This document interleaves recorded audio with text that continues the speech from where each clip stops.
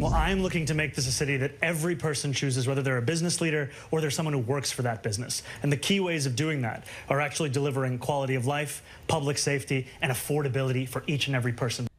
You just heard Zohran Mandani there making his pitch for New York City Mayor. Republican Representative of New York, Claudia Tenney, joining us to discuss. We appreciate you joining us tonight on the National News Desk. First of all, the Mamdani campaign indicates they want to do what is best to help the people of New York City. You just heard.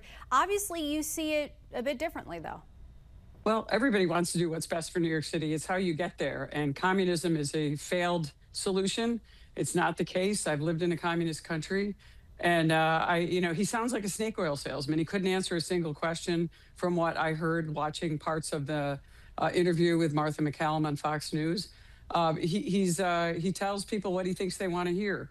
He talks about, meeting with the police and how we've laid people off and there's not retention, and yet he's going to keep the levels the same. The reason there's no retention is because his biggest supporter, Alexandria Ocasio-Cortez, started the defund and demoralize the police movement that has led to all the problems we're seeing in New York City, and continues this and continues to support her. And then he supports lawlessness and actually had corrupt Letitia James show up at his recent headliner event.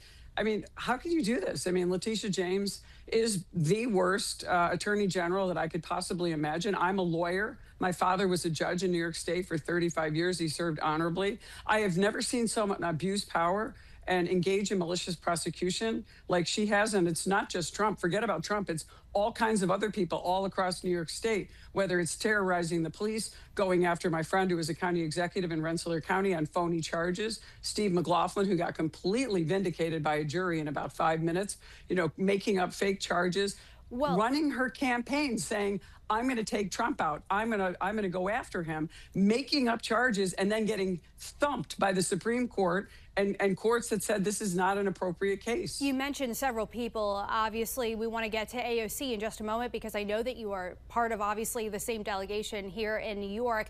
The president just yesterday, though, threatened to withhold federal funding if this race goes to Mamdani. So first, I just want to play part of those statements. And I'm very generous, and I was always very generous with New York, even when you had opposition there, but I was always very generous. But I wouldn't be generous to a communist, a guy that's going to take the money and throw it out the window, because you're talking about hundreds of billions of dollars.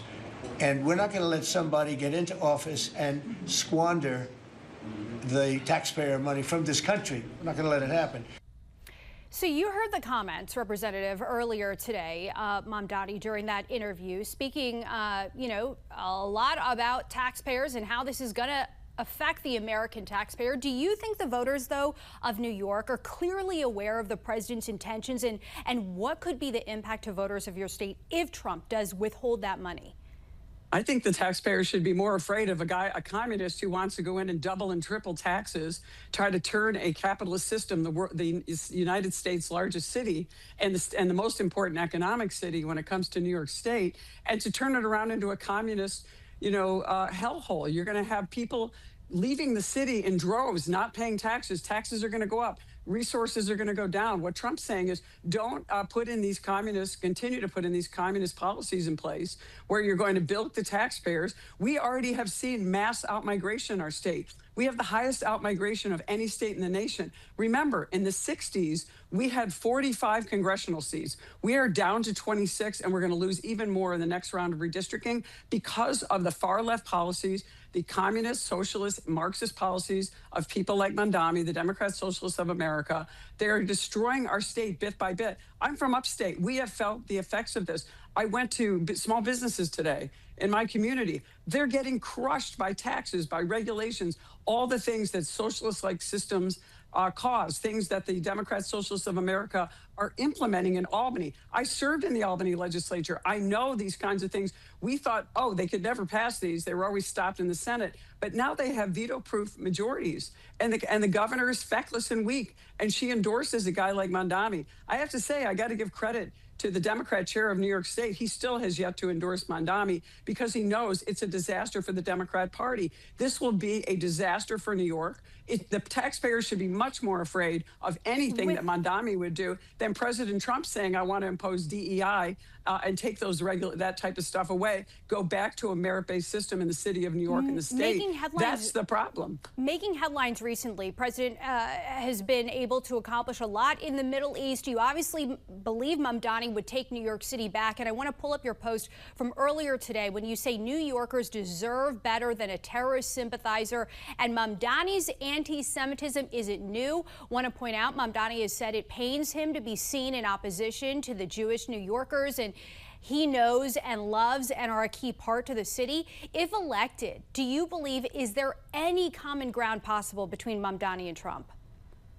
I hope so if he's elected, because it's going to be the end of New York, which is going to be tragic for the people that live in the city and the people in upstate New York who also rely on the city for its strong revenues, you know, the financial industry and so many other important things that come out of New York City. This is going to be a disaster. I mean, Trump will work with anyone. Look, you know, he's even working with Hamas to try to, you know, release the hostages. But I'll tell you, this guy scares me. He's a phony. He's a fraud. He doesn't answer any questions. He's a snake oil salesman. As I said, I've heard all this before. I've been around politics long enough. He is, you know, he's a slick salesman. And he really knows how to skirt around the issues, and he really doesn't give anyone any real solutions that are going to work for New York City. The support is there when you take a look at the polls. The mayoral debate, obviously, tomorrow. Do you feel Republicans have done enough in this race? You know, I don't know what the Republicans can do. They're so outnumbered in New York City. I mean, there's really not many chances for Republicans to take any kind of wins there.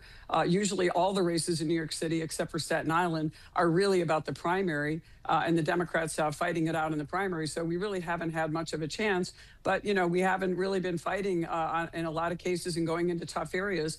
You know, there's been some standouts like Vicky Palladino, who's gone into areas and really stood up for the voters and the taxpayers. And I think that's why you see success from people like Vicky and a few others. But it's tough in New York City. And our state education department, the mayoral control over the city have caused people to have a dislike for America. These people don't like America. They don't like what we stand for. They don't believe in our founders.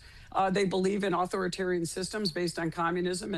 And the anti-Semitism is the part that is also really concerning, you know, coming out of Mamdani. I mean, he just, you know, the foreign money, he's had, what, over $13,000 in foreign money that hasn't been accounted for coming into the race. Now, that's not unusual. You see these types of, you know, gaming the system issues happening in New York City a lot. Look, New York City is a lot different than upstate New York, but you know, New York City is important to the state, and I think people are really nervous. My friends in New York City, many of them are thinking about selling their condos, getting out of their homes, permanently leaving the state of New York. And not all of them are really wealthy. Many of them are, but not all of them are. They don't want to see the demise of New York and everything they've built in their lives come to a halt with a guy like this in charge if he's able to actually get what he wants done through the city council. Representative, before I let you go, I'm curious if you think New York is representative of something greater nationwide. You and AOC, I mentioned, are part of the same New York delegation, but what can you say about the so-called squad of which she is part and the spread of progressive politics nationwide as we are looking at more and more races? This movement is clearly picking up steam. Well, she isn't a progressive. She's a democratic socialist, which means they derived their ideology from Marxism.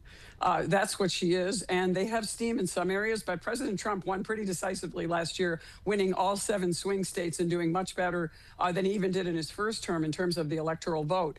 But they're picking up in certain enclaves, certain cities. But you're seeing what's happening in those cities. They're struggling. They're losing population. People are moving, to red states because they want to see their taxes lower. They want to see, borders secure. They want to see safe streets. They want to see their children be able to, go to school without fear of crime. And these are the things that people are looking for. They also just want common sense. And you're not going to get common sense out of AOC. She's very similar to Mamdani in a way, though. She's very charming, which, he seems to have charisma as well. But they are snake oil salesmen. They are not selling anything that works. They are trying to manipulate the public into saying, we got the answers when they don't. Everything they're proposing has been tried and failed miserably throughout not just our nation's history, but the history of the world. A lot of important topics discussed with you. I'm sure that they will certainly come up tomorrow for the mayoral debate. Representative Claudia Tenney, thank you for joining us tonight on the National News Desk. Appreciate your time. Thanks so much.